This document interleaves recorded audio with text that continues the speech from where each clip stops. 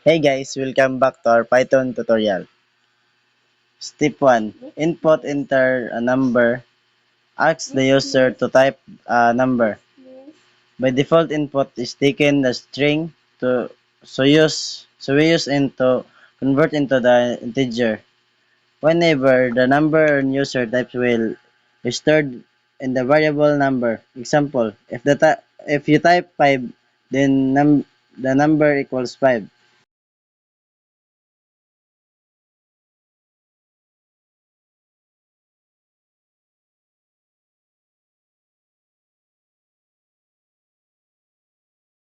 In line 3, this line checks two conditions using logical operator and or.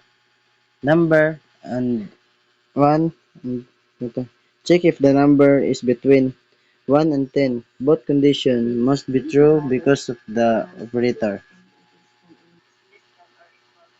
Or number 0. If the first condition is false, Python checks if the number is equal to 0. If either condition is true, the if block will run. Example, if you type 5 between 1 and 10 is true. If type 0, it match and second condition true.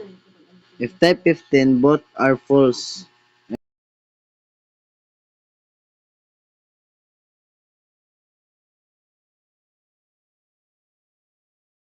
This message will display if the condition above is true. Examples, input 5, output na number is between 1 and 10 or it is 0. Input 0, output the number is between 1 and 10 or it is 0.